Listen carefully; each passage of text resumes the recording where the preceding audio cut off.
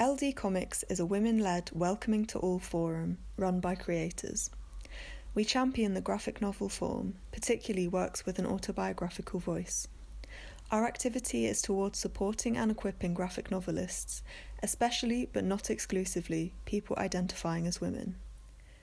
Established in 2009 by Sarah Lightman and Nicola Streeton as Ladies Do Comics, today LD Comics is run by a committee of published graphic novelists: Rachel Ball, Emma Burley, Lou Crosby, Wallis Eates and Nicola Streeton.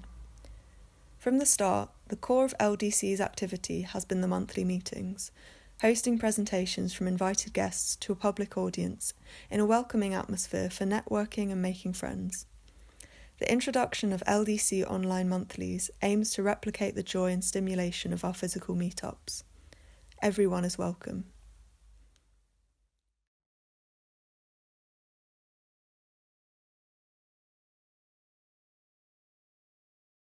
Hello, everybody. Lovely to be here. I can also see a Bernard Caleo in the background there, Bernard. Thank you so much for dialing in at 6:20, you legend. It's 6:20 a.m. in Australia. And yes, it's very early. Just had my coffee. I'm going to talk today about my comics making practice, where it's come from, a little bit about what I do for work, and then I'm also going to talk quite a bit about the process of promoting my graphic novel. Oh yeah, this mushroom t-shirt is from Tara Booth, who's an amazing American comics artist, and this is one of my favorite shirts. I also have a shirt that she made that's got rats eating pizza, which is also very good. Oh, same print on leggings. Yeah, get onto it. It's good. So something I'm gonna do a big PowerPoint thing, so you won't really see my face. But I wanted to just show, I'm going to talk a little bit about my sort of backbone practices for making comics. And I just want to show you the books that I'm going to refer to. So one is my daily log book. So this is like a journal that I keep, which is just about literally what I did hour by hour during the day. And the reason I do this is not because I'm obsessed. Well, I am obsessed, but I do it out of necessity because I'm neurodivergent and I also have an acquired brain injury, and I cannot remember stuff if I don't have tools to remember things.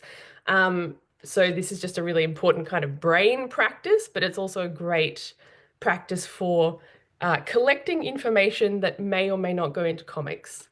The other thing I have is a writing book, that's, a lined book that I also kind of collage into. And again, I would say that this is from the Year of the Snake, New Chinese New Year, sorry, Lunar New Year. This again is a very important kind of memory palace kind of thing.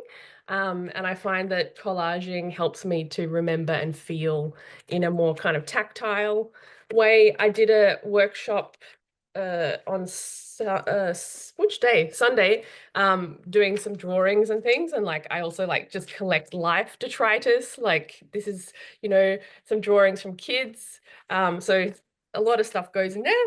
And then I also have a sketchbook proper, where I draw people and life and try and sketch things. I quite like drawing live, mainly because it's kind of risky because you could stuff it up and it's live. I was trying to draw people in an orchestra the other night. That was quite hard because they were filming them and they only filmed them for like 30 seconds.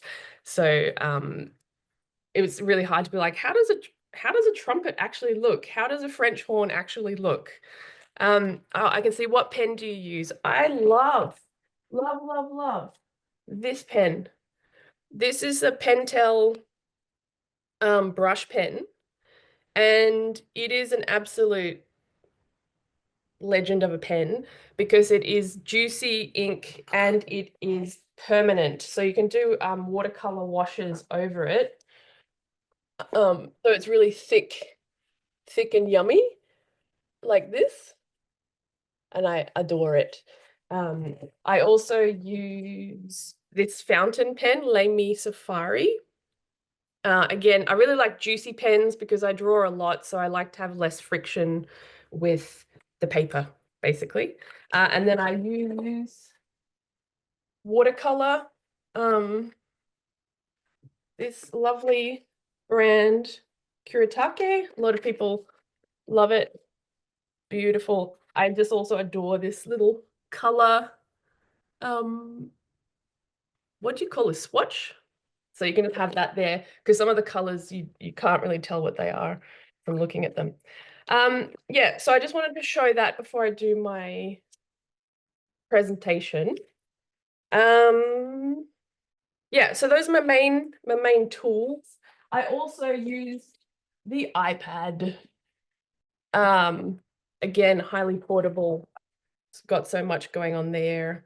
I use a lot of color, and so digital is fantastic because I can, you know, just do so much in there. And my whole 288-page graphic novel I made in Procreate.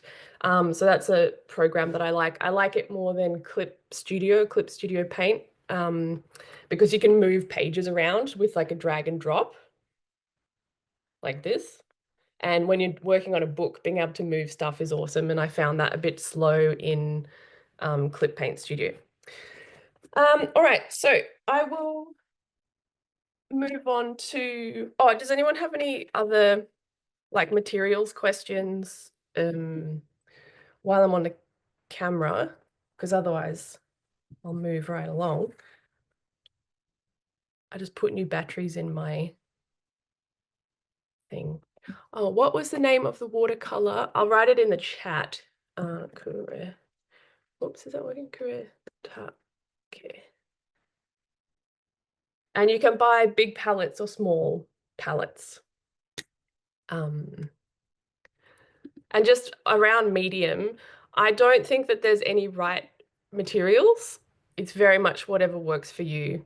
Like one of my really good friends who's also a journaler, also draws live, all the same stuff as me. She loves tiny little fine gel pens, and, you know, completely different to me, but like beautiful. Do what works for you. Yeah, all right.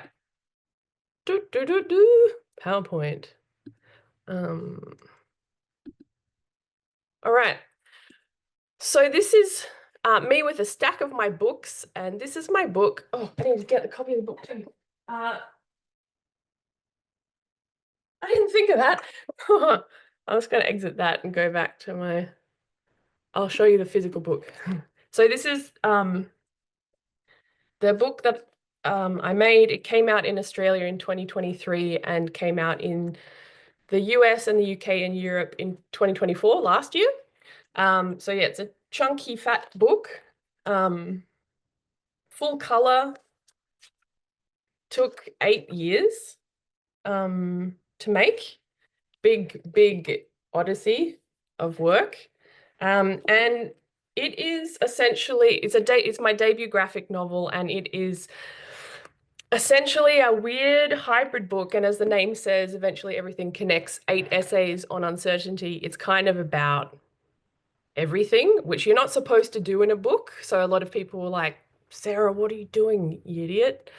But I wanted to look at how different things intersect, and how we make meaning. And it's very much memoir, science communication, sort of everyday things, philosophy, questions about systems and living today.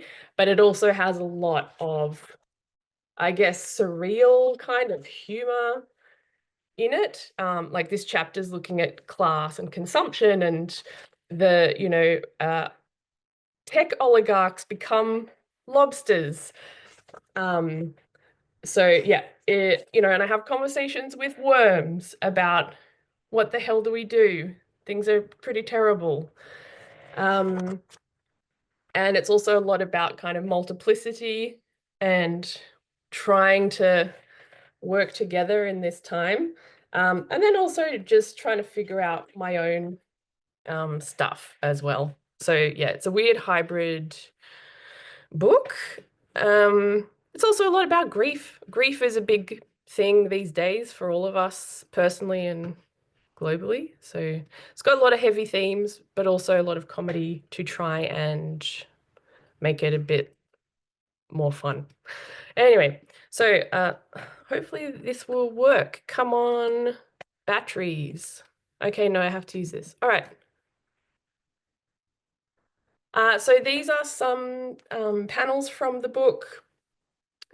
This is about loving my cat, and then when I'm really in touch with my love for him, spiraling into anxiety about, he's a mortal creature, I'm a mortal creature.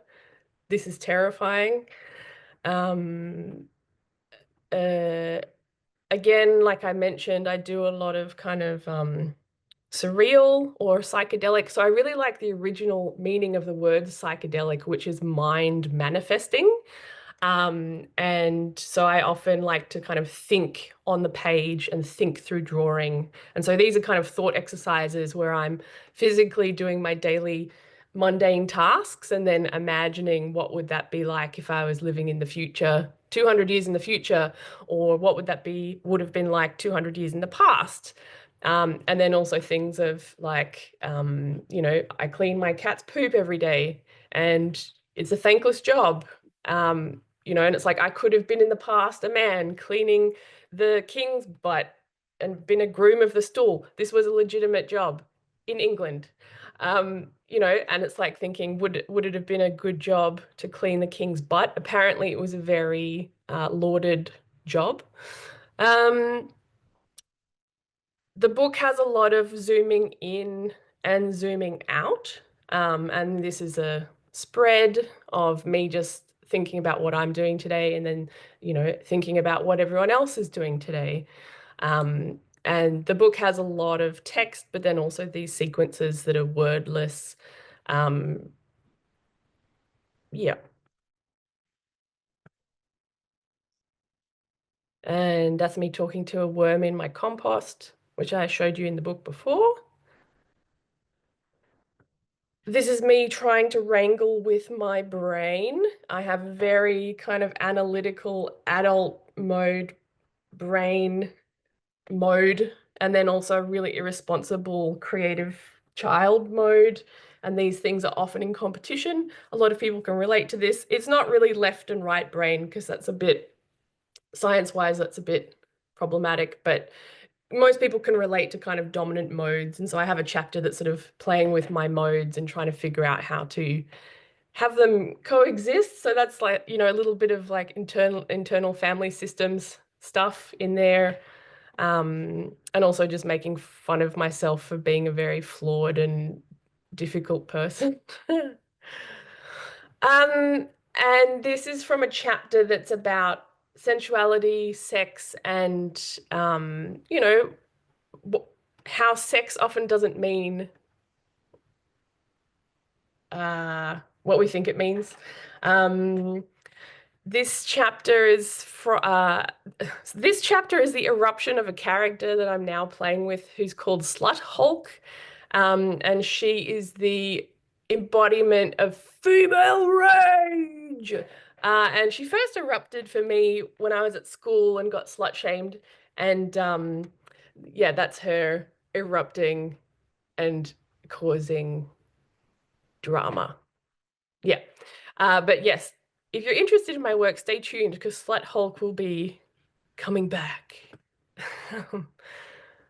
All right, so that's my book. I'm going to talk really quickly about where I started with my comics making. So as I mentioned with my journals before, journaling is kind of the bedrock of my practice. Part of why I started journaling is as a neurodivergent child, I was very difficult to get to sit still. And my mum noticed, I was prancing and dancing and very tactile. And my mum noticed that if I danced the pen, as she called it, she could get me to sit down and focus and be a bit more manageable. And so the panel on the left is me on an aeroplane as a kid, causing trouble, and drawing was a really good way to get me to sit. And my mum is an educator, and so she was very proactive with me of figuring out ways to help me navigate the world. And she would make me these little journals, and she'd quilt covers and make a little tie so I could put in scissors and glue and pencils and stuff. And so that whole practice has stayed with me. And I still collect leaves and feathers and labels and stuff. This is my logbook, as I showed you. It's an excuse to make a comic every day. I find that I remember best when I have little sketches of things that I did. And just to be clear, some people look at this and they go, oh, you plan out your whole day? That's obsessive and boring. I do not. I have a checklist at the top of what I need to do. And then at the end of the day, I will sit down and go, okay, how long did I sleep? What did I do at this time, that time? So I fill it out retrospectively. I don't know if that's the word you use. I fill it out afterwards. Yeah. I also have a real enjoyment of completion bias. And so I do really silly little hacks for myself. Like I give myself gold stars when I do a good job. And so this was from when I was on book tour in the US, and I had to do lots of things back to back, and it was a bit stressful. And a way of making myself feel like it was manageable was giving myself gold stars. And that's very dorky, but it really works for me. I have gold stars in the back of my book. I also give them to other people. So they're a gift that keeps on giving. Yeah, I like to draw people when I go out. That's in a different book. I have a backpack with me always for all my books.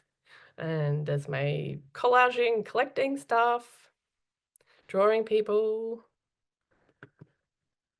And yes, so what do I do for work? So in my experience, comics don't make money. That's not why we do it. We do it because we love drawing and we love comics community. And so to make a crust of bread, I've had to figure out what to do for work. And I currently do professional creative services. I've run a small freelance business for 15 years now. And from the outside, it looks like I just draw and write all the time prolifically. But in my brain, I have a differentiation between professional creative services and personal creative practice. And I have not been able to just do one or the other. I actually really like working with people, helping solve problems, and I find that my work is a great avenue for being able to do that. And so with my creative business, I do graphic recording, graphic facilitation, trainings, workshops, events, infographics, animations, and illustrations. And then in my personal creative practice, which is motivated by creative freedom, exploration, and wanting to tell stories, I guess. I make short comics, essays, cartoons, and just whatever I want, really. I thought I'd just explain what graphic recording is. It's very comics adjacent. A lot of people already know what it is or already do it. But I thought I'd just share a little bit in case people are like, oh, I could do that. That would be fun. I could make some money doing that. This is an embarrassing video that I will now show you. Hopefully you can hear the sound. If you can't hear the sound or that it's too quiet, please let me know. What is graphic recording? Well, you could simply say that it's live visual note-taking. Did I mention it's live, done in real time? So it's kind of fast and furious, right? So you listen to people talk, you synthesize what they say, and you represent the highlights of what they've said in words and pictures. So it's a little bit like being a translator. It can be done just for yourself, for study, in your notebook or iPad. It can be done live and large for big events on stage, either on paper with pens or a projection, or working virtually via Zoom. And graphic recording can be integrated into training workshops, event facilitation, and also service design. And look, just anywhere that you can think of, really. All right. And so, So- oh, whoa. And so often, so I often do graphic recordings digitally, mainly because I'm dyslexic and I spell badly, and doing it digitally is way easier to fix mistakes. And I also make time-lapse videos for clients, which they find useful for videos and stuff. And that's embedded in the Procreate program. So this is a live conversation about social impact in the arts. I often work in the social sector, working with big groups around, improving systems.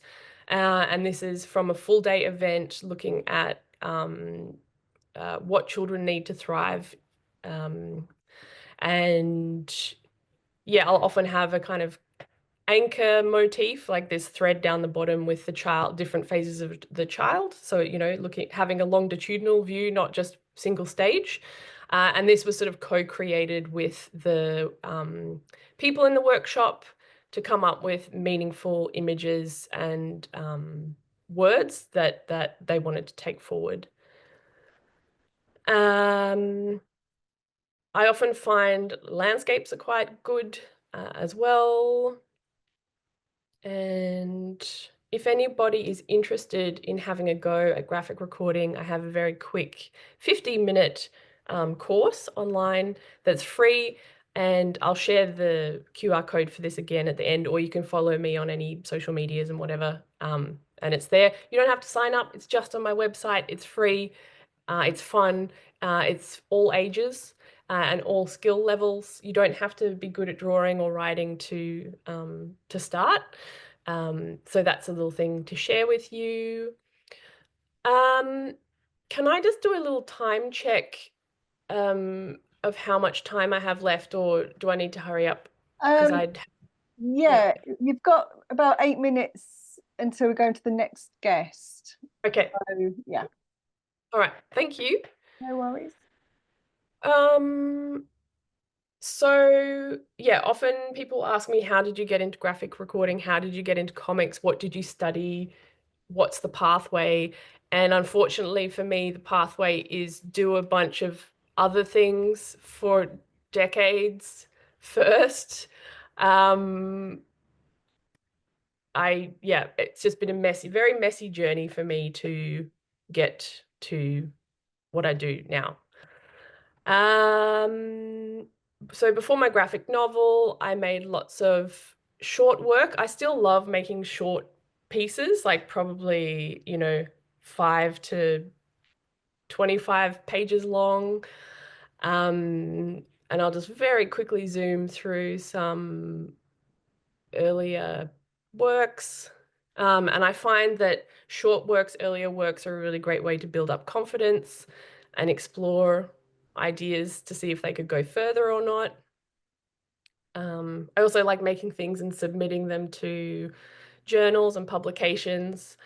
You get a lot of rejection, but also sometimes things go forward. Like I had a piece in this Eisner Award-winning Drawing Power book from 2020 that was really amazing, and it was, like really special to be in company with all these comic artists. I also like making little zines for zine fairs. And this is more my style when I work on the iPad, that's a bit more detailed, more full color. And this is kind of my current style, you could say. With making my graphic novel, it took 8 years, as I mentioned. And as someone that was enjoying making shorter work, I didn't actually have an ambition of making a longer work, but I found out about this amazing workshopping experience called the Comic Art Workshop that exists in Australia. It happens every 2 years. People from around the world are welcome to apply. This was our very first workshop in 2015 that was on a little island in Tasmania. And I really wanted to go and hang out with the master comics that were part of this. And so I actually came up with a graphic novel idea purely so I could hang out with people. So I applied and I didn't think I would get in because I didn't know what I was doing, but for some reason they thought it was a good project idea. So I rocked up with a wall of post-it notes and scroll on paper.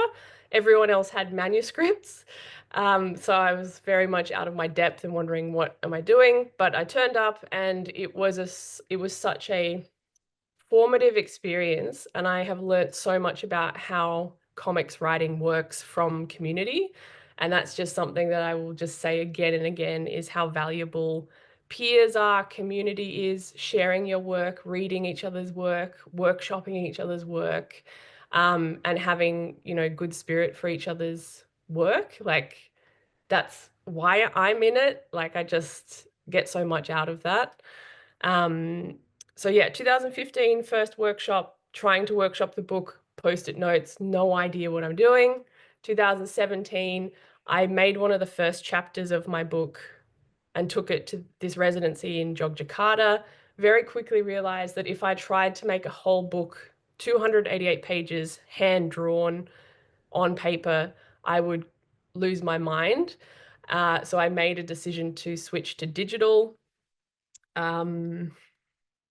Another 2 years later, I realized the book wasn't working, went back to post-it notes, total mess, total chaos, the whole time feeling like I have no idea how to write, I have no formal training, I'm dyslexic, I can't write, all these big fears and stuff, but just kept plugging away at it.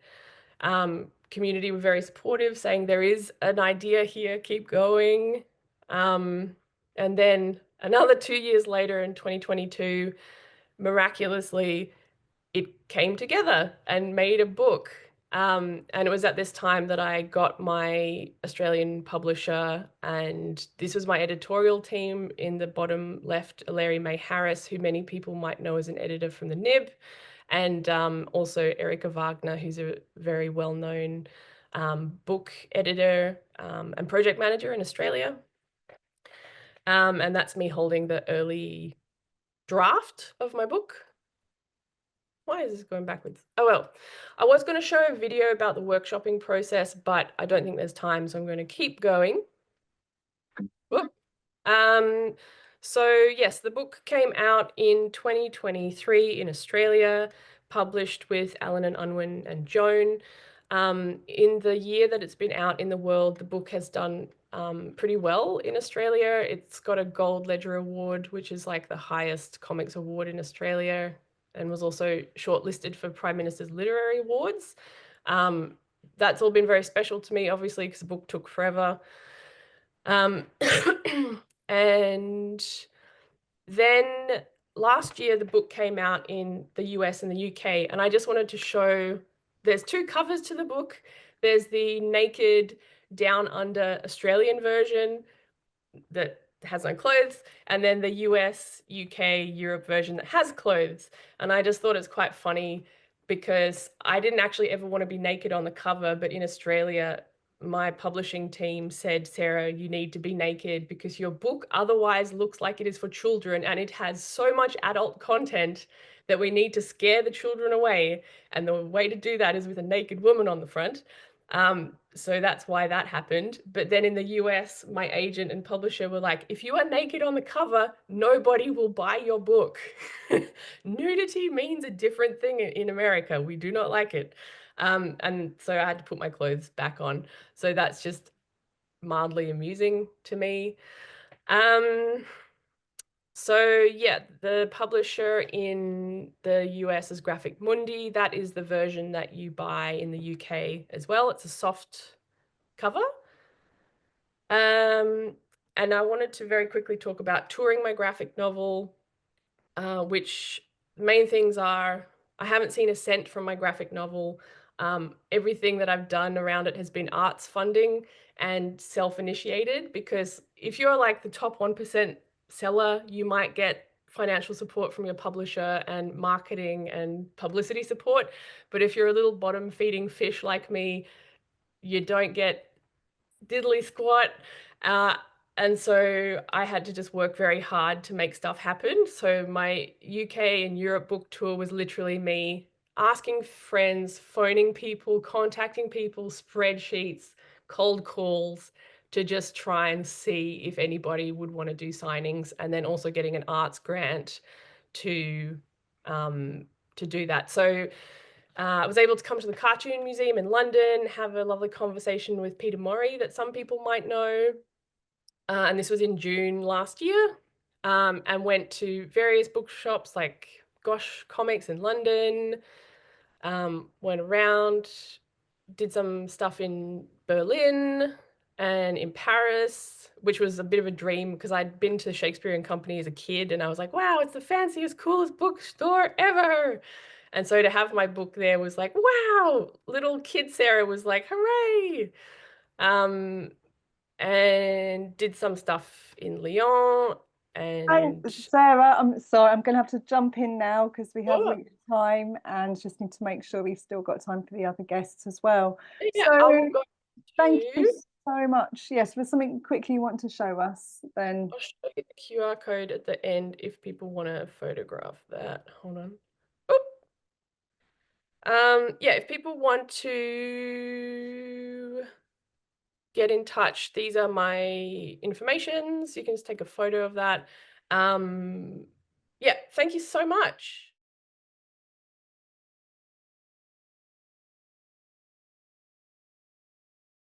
Hello, so yeah, I'm Mereida. I'm a little bit nervous, but I'm also really excited. So thank you, Wallis and Lou, for having me. Also, Sarah, it was amazing to see your work, so tough act to follow, thanks. But yeah, I'm based in Bristol. I make comics, zines, and illustration. And I did grow up in London, which is where I first discovered the self-publishing indie comics small press scene and where I really caught the bug. I would say I'm interested in kind of exploring what comics can do, like the possibilities of the comics language, of like the book and zine format, of really kind of playing with that. And that is me on the right, in my thought bubble hat at the latest thought bubble with all my zines. So yeah. I started making comics when I was 18, although I was thinking about making them for a lot longer. So I read comics throughout my teens, and I really wanted to make comics. And for some reason, I really didn't dare to. I was kind of intimidated and scared for some reason, and I kind of felt like you had to be qualified, or you had to be good at drawing, or you had to be a good storyteller in order to make comics. But like the beautiful thing about it is that really anyone can do it, and it's such a democratic art form. Like as long as you've got an idea, pen and paper, you can just start there. So I started small. Making these one-page comics that are like an A4 piece of paper. You cut a slit in the middle, and then you get like an 8-page zine. And I just found that to be a really good format to kind of try out different things. You know you're never going to have to draw more than 8 pages, so it's not too intimidating. And it also gave me a good chance to try out different styles, different mediums, different kind of storytelling things. Like I just felt like it was a really good playground starting off. And I remember selling my first little zine at the local library, and that was just really exciting to get to put my work out there and to think that someone could be reading it. But the nice thing about comics is that they're quite suited to these like big long epic stories, but at the same time I think it's really important to start small. And I kind of feel like over the years it's like training for a marathon. Like I know that one day I hope to make like a big long graphic novel, but I really have to build up my stamina and train the right muscles, so it's kind of like being an athlete in a way.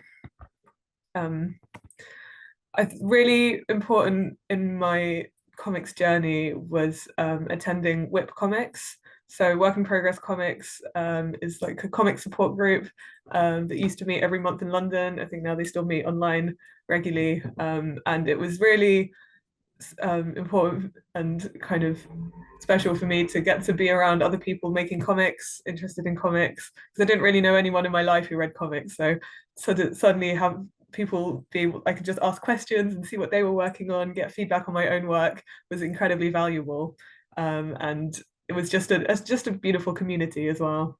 And another great thing about being part of WIP is that they do an anthology every year. So it's quite nice to work towards a brief and then to see your work get printed and published along all these other stories, some by like up and coming creators, some by established people. And yeah, it was that. So I really enjoyed doing those anthologies. And it was also kind of a place where I started to be more experimental with like the comics language. So the comic on the left was about how difficult I found meditating and trying to visualize what was happening in my brain whenever I was meditating. And then on the right, I was kind of playing with speech bubbles and images and stuff. And I look at these comics now and I think, God, they look a bit ugly, but I feel like I was trying something. Yeah. So I'll just gonna kind of talk through a few comics I've made over the years. I went to university in Bristol to study illustration, and I was glad that they kind of just let me make comics for every project, which was great. So this one, it's called Throwing Pennies, and it's inspired by children who dive to catch coins in the Philippines. That's kind of how they collect money. And I used different permutations of a sheet of paper to explore different perspectives of the same phenomenon. So one of them was like a little booklet. One was like a fold-out poster, and then this one on the right is like it kind of unfolds from a square, and depending on how you unfold it, you get different outcomes to the boy swimming. So yeah, I was just kind of playing. And then, oh, has it changed? Sorry. Naglalamay is another comic that's inspired by my Filipino heritage. And this one is about Filipino funeral superstitions, traditions, and kind of what I imagine the Filipino afterlife to look like. And again, I was kind of trying to use the physical book form to influence the story. So it kind of had normal pages that turned, and then also bits like concertina bits that fold out. So like the normal pages kind of had the real life events happening in quite a constrained way, and then when the concertina folds out, a young boy, our main character, kind of goes into the underworld, and then when you actually turn the page, that's when the transition happens. So again, I kind of wanted to play with the actual reading experience and how you hold something in your hands. And also it kind of went, it's hard to describe because the picture isn't great, but the story kind of goes around in a circle and comes back on itself. So that was a really fun project. Yeah, I feel like with all of the stories I make, I find inspiration in like specific occurrences in the world, cultural specificities, specific ways that humans interact with the world, with science and technology and history. And so a lot of my projects will start with some like a real life kernel that I'll then extrapolate from. So for this project, for example, it's inspired by a 17th century convent in Peru where the nuns weren't allowed to be painted when they were alive. They could only be painted after they died. So we're left with this whole room of paintings of these dead nuns, and it's very bizarre. But I liked this idea, and I got to visit the monastery, and it had this beautiful architecture with all these archways. So I really wanted to kind of use the architecture throughout the panels. And yeah, I feel like with every project, I challenge myself to do something specific or something new with it. I'm sorry, I'm seeing there's messages coming through on the chat, but it's not letting me see them when I've got the That's okay, Mereida. What we'll do is at the end of your presentation, there should be 10 minutes if your presentation is 20 minutes, and then I'll just recap the questions for you then. Amazing, thank you. Yeah, so with this comic, I was again, I was going with this religious theme. So it was inspired by medieval altarpieces, which are like these beautiful paintings you get on the panels of wood that fold out, and they're kind of comics in their own right. And I wanted the comic to unfold into a cross when you read it.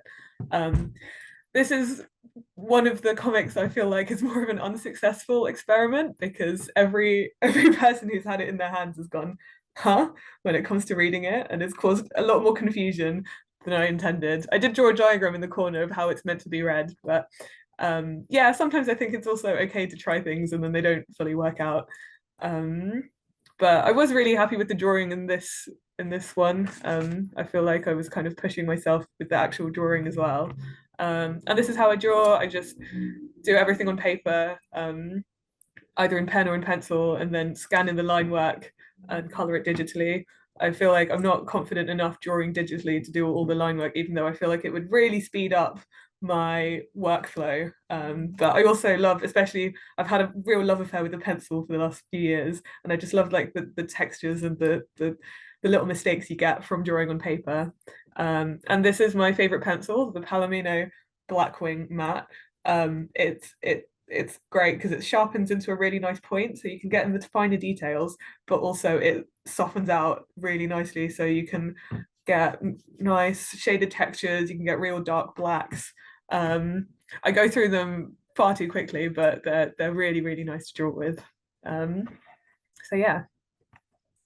I'd like to talk a little bit about Tsayani Tam, which is the comic that was shortlisted for the first graphic novel prize in 2023.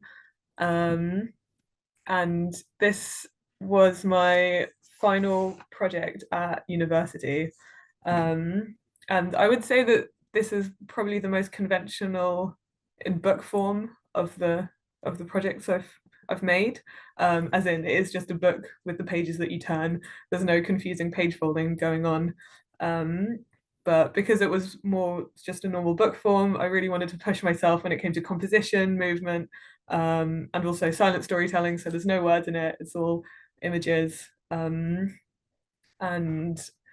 yeah, the story follows a truck driver called Bolorma as she drives coal from mines in Mongolia to the Chinese border, and drives back again, and just kind of through the desert driving all day. And I was inspired by an incredible documentary I saw in The Guardian called Lady of the Gobi, which I'd really recommend. But yeah, something about this story just really captured my imagination, and I really love deserts, and I've never been to Mongolia. I'd absolutely love to go, but yeah, I felt really like close to this world somehow. And there's something really kind of poignant as well about all of these drivers driving back and forth on this road. You just kind of go to the mines, to the border, and back and forth, and they're all isolated in their own cabins, but they're all on this road together. And I feel like that really spoke to kind of modern life as well, like that kind of isolation, the loneliness in your daily job, and then when you do have like moments of real connection with other people, how meaningful that can be. And this is how all my projects start, just loads of research, gathering all of the visual information I can find, drawing from photos, from videos, documentaries, lots of scribbles, lots of writing. I had a huge folder on my laptop that was just photos of trucks, like stuff I'd found, stuff I'd taken. I was taking pictures of like every truck I went past so I could get different angles. And yeah, this is kind of how all my sketchbooks look. Very scribbly. I just trying to, like I said, I was like focusing on composition and movement and really trying to push myself in those areas. So I spent weeks and weeks just figuring out panels and layouts, and I'm always embarrassed to show people my sketchbooks because they're all just scribbly like this. There's nothing really to look at, but for me it's really important just to like get things down on the page, because I also don't really have a visual imagination, so I can't see things in my head, which means I have to get it down on paper. And yeah, there's a couple more behind the scenes shots from the project. I love a good post-it note, plotting board, moving stuff around. I also tried out different mediums to figure out how I wanted it to look, but I did end up just sticking with my lovely Blackwing pencil. And in the corner I've also put in the picture of radiator, because the trucks in the story have markings on the side, and in order to see what those markings would look like with all of the bumps on the side of the truck, I drew my text on the radiator. Saya means fate in Mongolian, and then I took photos from different angles so I could get it right. So that was a fun evening. And yeah, this is what the final pages look like. It's 80 pages long. It's by far the longest thing I've ever made. But yeah, no text and like a lot of double page spreads and really open expanses. So yeah, and again, there's me kind of trying to convey the movement and the driving, and yeah. And I submitted it for the first graphic novel prize, and it was really it was a real pleasure that everyone seemed to like it. So I would really recommend, if you've got a project, even if you're not that far in, just got an idea, just send it in, because the feedback is really valuable, and it's a nice community to be part of. And it was also longlisted for the World Illustration Awards, and nominated for a Broken Frontier Awards, so that was really nice. I did print copies and sell them at zine fairs, but the format is a real pain because it's like landscape, and I was hand sewing them all. So I've not got paper copies left anymore, but I have put it on my online shop as a digital comic to read digitally. So yeah. Couple more things that I made last year. I got really into concertinas. And again, on the top left, you can see the religious, like Catholic art altarpiece influence. And the bottom right, this was my big comic last year. I made a 2-meter long comic about a rave that goes through the human body and passes through all the different organs along the way. And after a couple of years of making more serious projects, it was fun to make something really silly, bright and colourful, and where I wasn't worrying too much about the drawing looked accurate or anything like that. But I think one day I need to stop making comics to sell at events that I have to sew together myself, or like glue and cut and stick, because every time I'm getting ready for a comic fair, I spend like weeks just on my living room floor cutting paper and folding and gluing all these zines together. Yeah.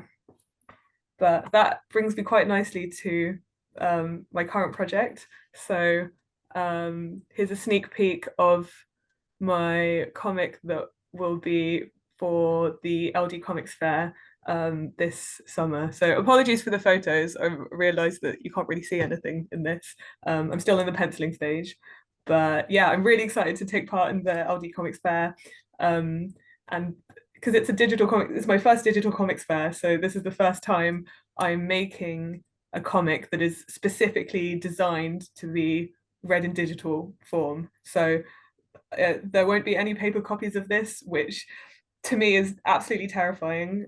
You've probably seen throughout my different projects that I love a bit of paper, but it's really terrifying. And I think that's also what made me really want to do it and made me want to apply, to kind of push myself to try something completely different. So it's going to be a digital comic that is continuous scroll, no page breaks, one long story.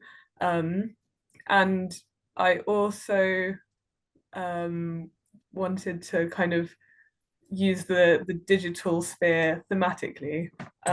So I don't know how much everyone knows about the infrastructure of the internet, but most of the internet travels through underground cables, or when it's going across oceans through these tiny like cables that are about as big as a hose pipe, and they run through the bottoms of the oceans and they take the internet across different countries.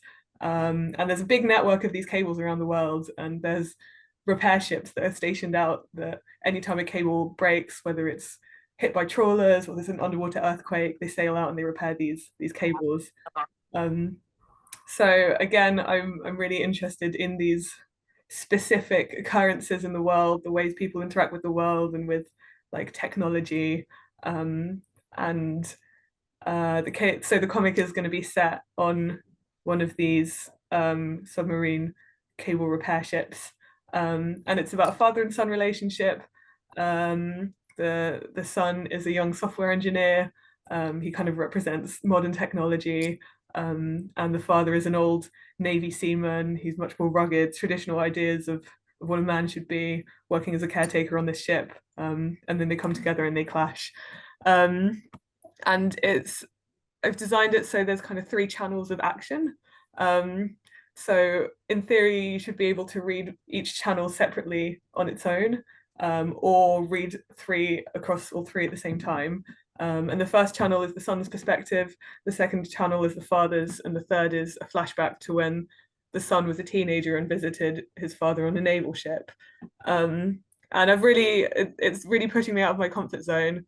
But I feel like it's gonna I'm hoping it's gonna be good. So I'm sorry I don't have any better pictures of it.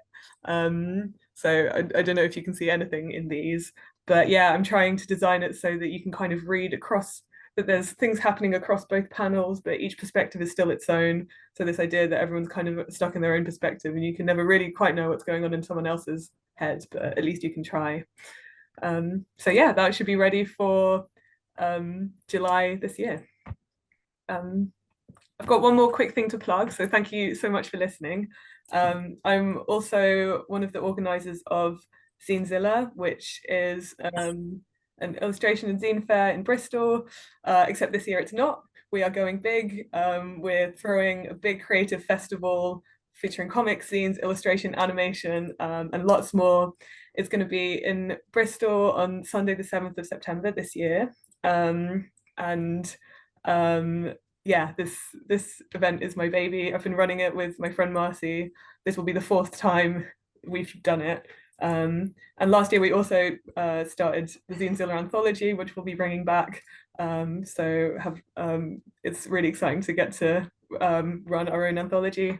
And yeah, if you're interested in being part of it, we'll be opening applications in March. And all of the information for that can be found on our Instagram, which is Zinezilla_Bristol, where we'll be putting out all the information about applications and what's going on. And yeah, I think that's everything.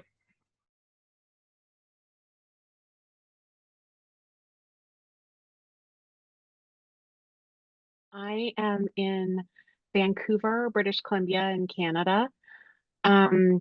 And it's very cold in my house, so I keep like alternately like wrapping myself up and unwrapping myself. So, you know, we'll just do our best. So I just want to say a couple things before I start sharing my screen. My work, I'm gonna briefly talk about I'm just gonna briefly show you my first 2 books, but I mostly want to talk about my current book, well, which came out in September, and that I guess I talked about a little bit at the Ladies Do Comics 3 years ago, and traumatized Wallis. So I just wanted to say that this book is about the death of my partner in 2020, almost 5 years ago. It'll be 5 years in April. So I just like to give people a heads up that I'll mostly be talking about death and grief. And I also just like to say that, you know, I've talked about this book a lot, both when it was in progress and since it's been published. And sometimes people, I think, can feel worried about me. And I just like to say to people, you know, it's been 5 years. I've had a lot of support and therapy, and I'm okay. And it's actually great for me to talk about it. So I'm really open to talking about it and to hearing questions about it. And I'm also going to read a little bit. I'm going to read from my book. So it will be a bit different than the other talks.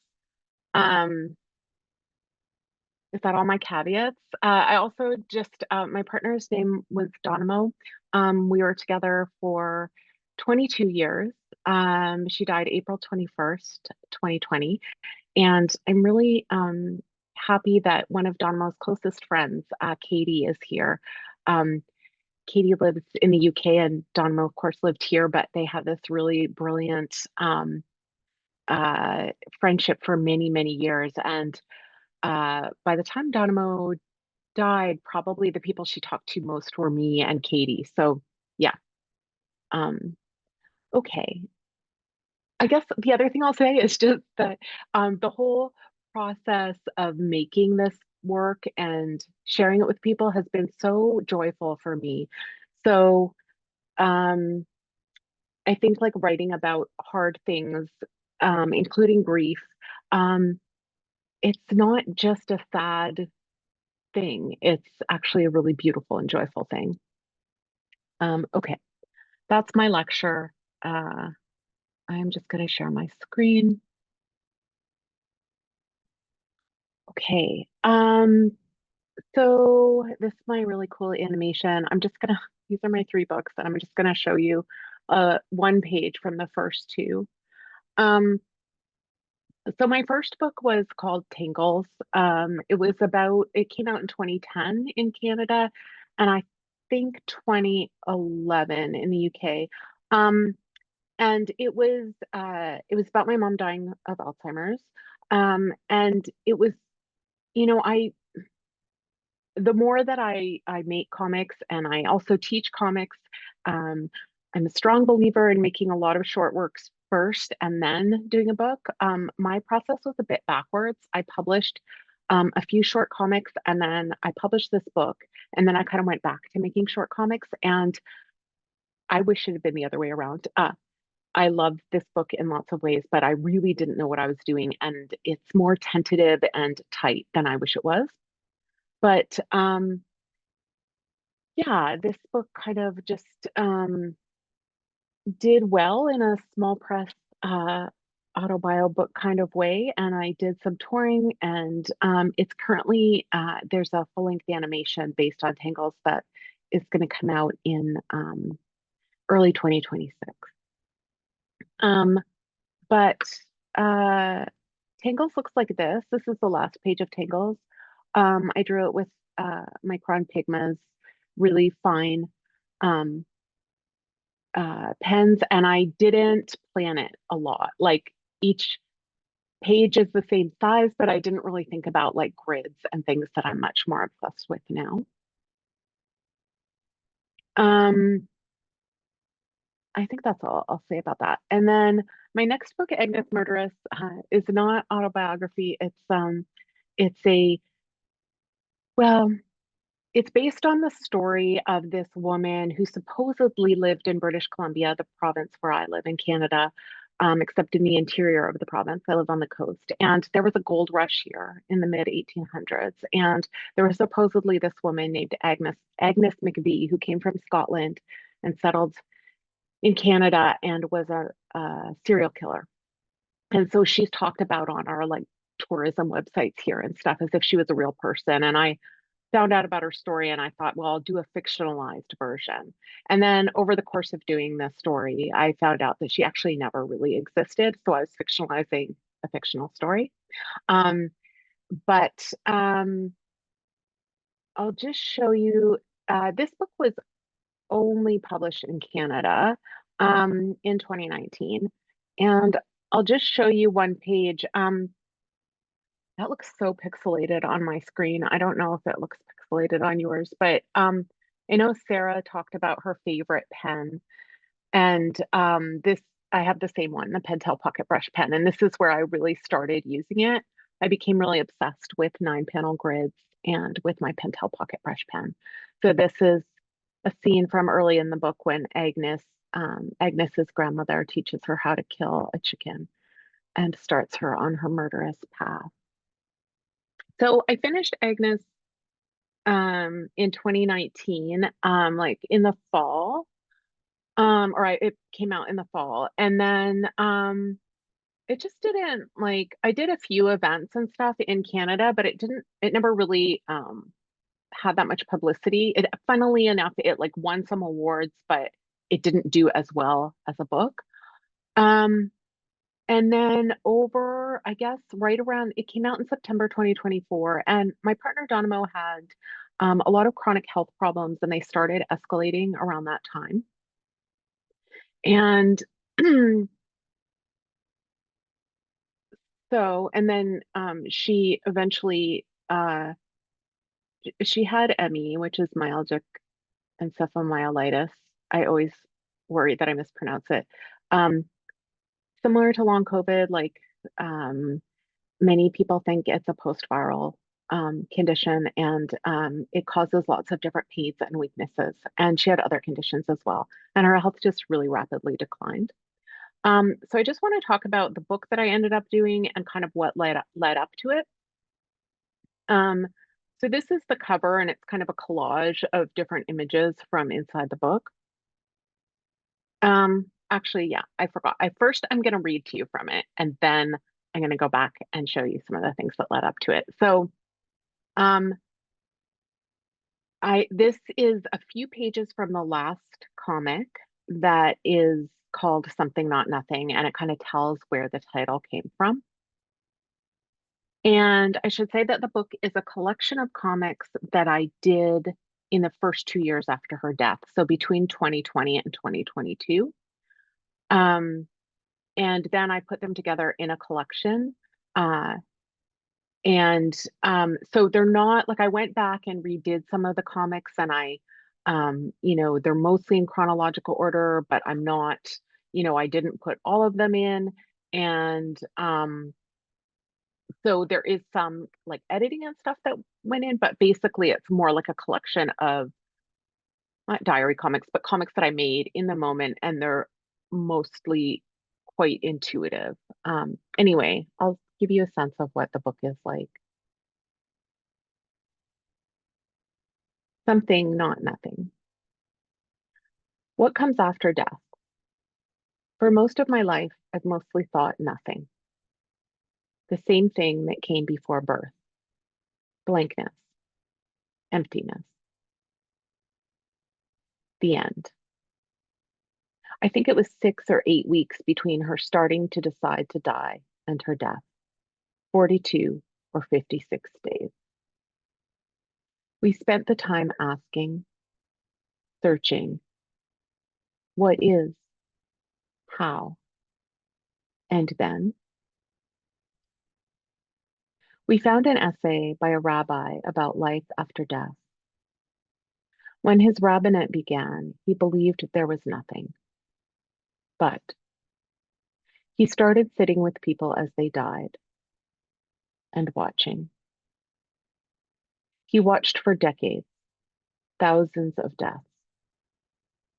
He began to believe in the Olam Haba, the world to come. The rabbi said, I have learned that there is something, not nothing, out there waiting for us. Something wonderful and loving and peaceful and joyous. We were surprised by how much these words comforted us, how deeply we believed them. I continued to believe as I watched her leave, this fully known, unknowable being. She went somewhere, continued somehow. I felt her everywhere. The months went by, and I saw that I was also in the Olam Haba, the world to come.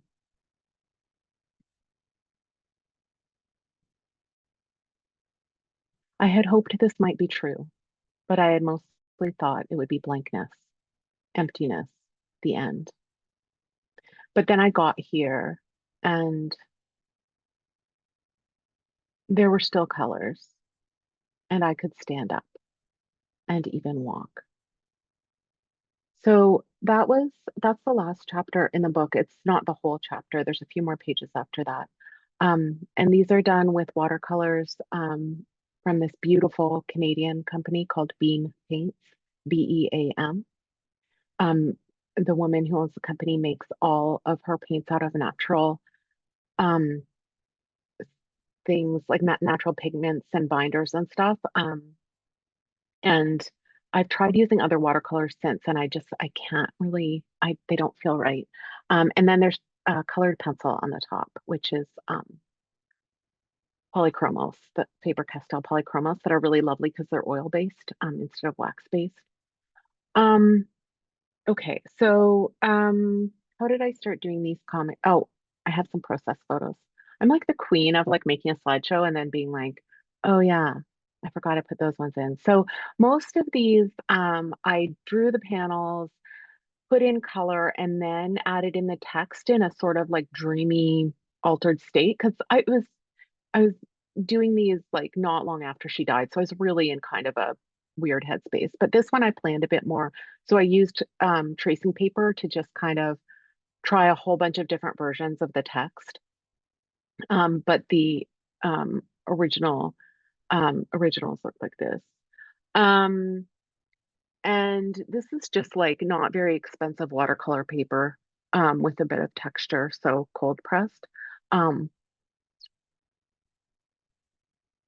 And I originally tried writing the text in ink, but I ended up writing it in pencil. So actually, I'll just say, like, the book designer that I worked with was really brilliant, and she this little image here, those are used as like dividers in some places in the book, and there's some made up botanical drawings that I drew for Donamo. At the end of her life, she was mostly bedbound, and so I made a lot of things to like hang on the wall that she could look at. So I made her these made up plants and little drawings of them.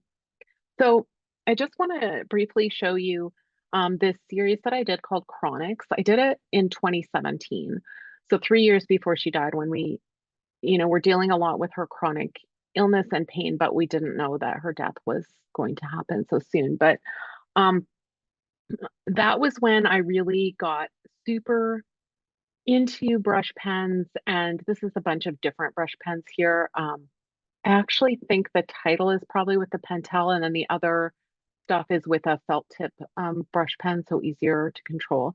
And I really, like so many of us, we make work because we can't find it out there. And I really wanted to find things to read about having a partner who was chronically ill and all the complicated feelings that come along with that, love and concern, and also rage and frustration. And especially, I couldn't find a lot, and especially I couldn't find a lot of queer stuff. So I started making these booklets. And I made 3 of these booklets and just like sold them at comics festivals and stuff. And this title for the first one, they're each about 12 pages long.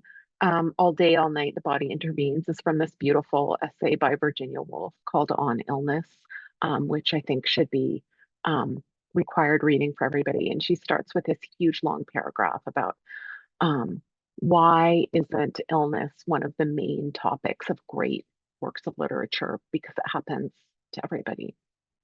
And she writes about her own experience of illness. Anyway, I just wanted to show you one page from this, because it's kind of like when I first started really using a lot of abstract imagery, because I felt like it was the only way I could talk about what was happening. So here I was just experimenting. All of them have this 4-panel structure. Tonight I've thought too long about the word, and it's slipping away from me till it's just a sound. A nice one, something to do with music, so rhythmic.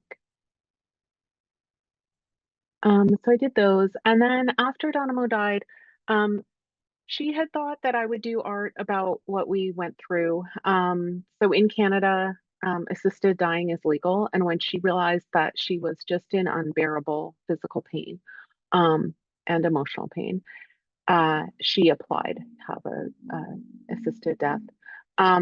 And she thought, it was this whole experience, and she was like, well, of course you'll do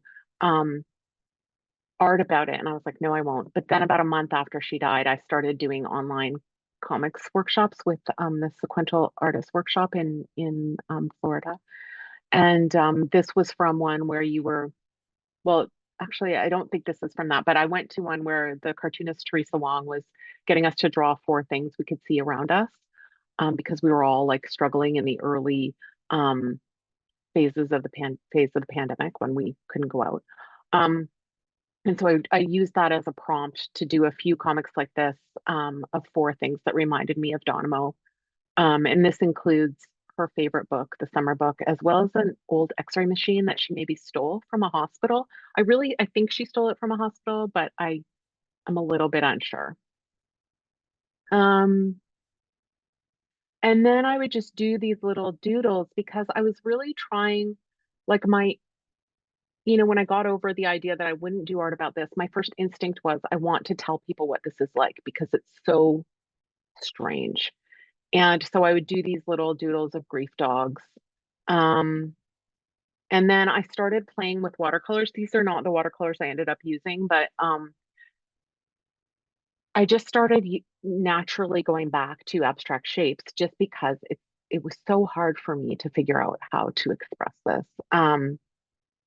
So this is one called Flux, where I was using abstract shapes just to talk about the different emotions. The other thing is that I was sharing all of these on Instagram, and Instagram was a hugely important part of me dealing with my grief in the context of the pandemic. I met so many incredible artists and people who were writing about grief. I feel so angry about Mark Zuckerberg and how all the shitty things that are happening with Meta, because it felt like such a personal, beautiful place to me at the time. Okay, so I'm just going to read a few pages.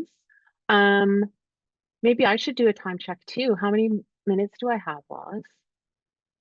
All in all, about 11 minutes. So okay. Questions. Okay, great. So I'm just going to read for about, I don't know, 7 minutes, and we'll see. Cool. Yeah. Okay, so this is the beginning of the book. It's like Maximum Juicy Pentel Pocket Brush Pen. I just started making these 12 panel grids, and a lot of the book is 12 panel grids. I have a lot of theories about why it's 12 panel grids, but I can talk about that if anybody besides me cares. So this is just a couple pages from the first chapter called Questions. Mostly my head is full of questions, in case you're wondering what it's like to go to bed alone and lie where she used to lie and try to sleep. How did she, how did we, what was she thinking when what was the last time we, some of the questions might be answered in my journals. During the last weeks, I could only write in small booklets of folded scrap paper. The thought of recording any of this in a bound book, no. And I can't look at those booklets now. When she got up the last morning, went to bed the night before, made sure her hair, how? What about that moment before she left the house for the last time and she said, I'm sorry to leave you with such a mess? How did she even form the words? And then this page, I'm just playing with, you have to apply to have a medically assisted death, and you must have a grievous, irremediable medical condition. And so I was just playing with some of that here. You must be at a point where your natural death has become reasonably foreseeable. You do not need to have a fatal or terminal condition or a specific prognosis as to how long you have left to live. At this point, you are asking for cedar branches and cherry blossoms in your bed to hold on to breathe in. The first doctor came. She listened, maybe she held your hand, but she said no, she could not reasonably foresee.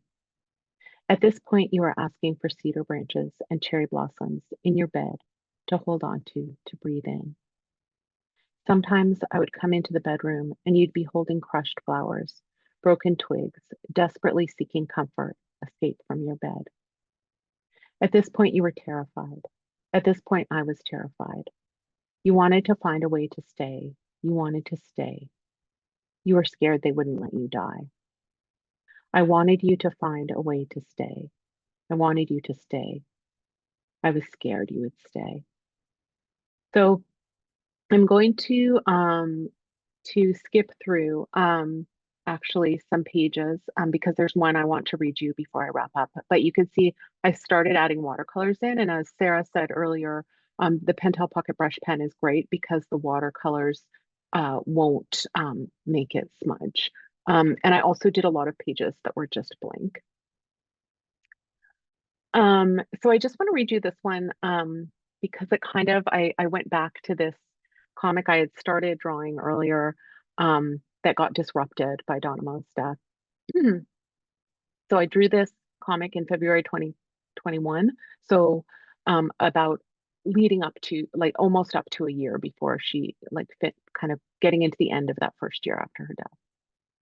Until next time. A couple years ago, I started drawing lumpy horses. I think it was a reaction to trying really hard to draw horses correctly for my last book. I ended up with a character called Therapy Pony, who's probably actually a horse. Therapy Pony is calm and loving and wise. They have some friends, Mouse, Tiny Therapy Pony, and Sad Bird. After some time, Cheetah appeared. Cheetah is regal. Cheetah has chronic, severe pain. Cheetah and Bird started talking about what it was like. Then February came, 2020. Bird and Cheetah's discussions had broken down, and I didn't care. Of course, Cheetah was a version of Dynamo, and Sad Bird was a lot like me, and I was too sad to draw anything. But what about now, February 2021? Well, I've been catching glimpses of Cheetah, and then today, there they were, whole and beautiful. Hello, Cheetah. Suddenly you are translucent. Yes. And now we are small. Things are in flux. We're flying over flowers. We are flying out of flowers. We are outside. Inside, there are roses and oceans, and we are both here at the same time. Cheetah. Yes. Yes. Cheetah. And I'll just end it there.